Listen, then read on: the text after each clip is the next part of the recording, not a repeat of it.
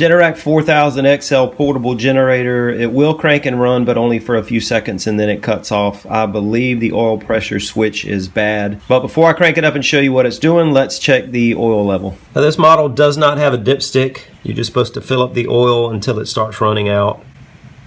And you can see the oil level is right here at the edge. So the oil level is good. That is not the issue. So the valve for the fuel is open. It's in the vertical position.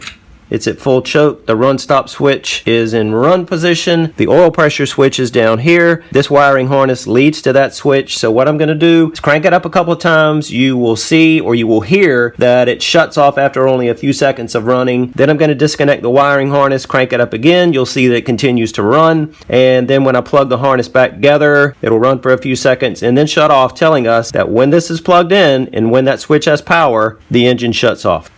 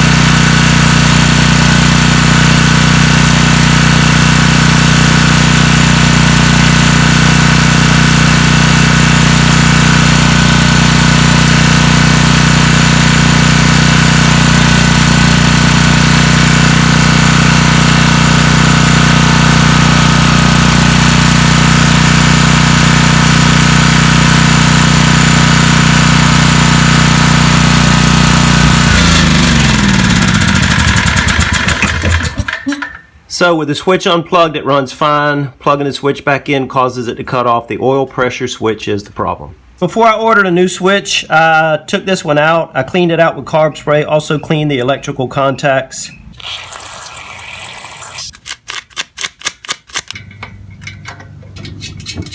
Now I have it reinstalled. I'm going to crank it up, see if that did any good. I kind of doubt it, but you never know.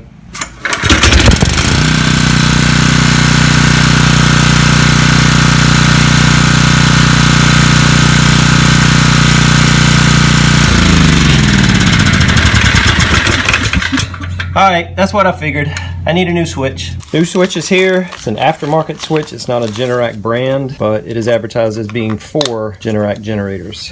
$10.18, I believe, and that looks correct. To get that nut off on the electrical connection, I'm using a 5/16 open end wrench, which I'm not sure if that's the right size. It might be 11/32, but 5/16 will work. And to get the switch off, my preference would be to use an open end wrench, but this is the largest one I have. It's 1 inch, and it is too small. That's why I had to go with channel locks. And there's not a lot of room, so you just gotta make tiny little turns.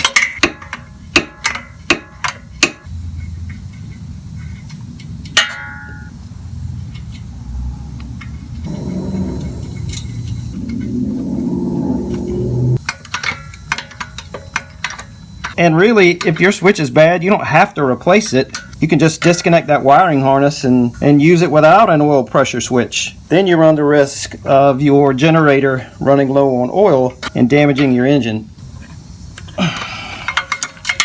Here's one minor problem. I've got to drill these holes out because the stud on this switch is a little bit larger. Here's the nut from the new switch on the stud from the old switch, and it just slides right on. If you get this switch, you might have that problem also. I'm drilling these out to 3/16.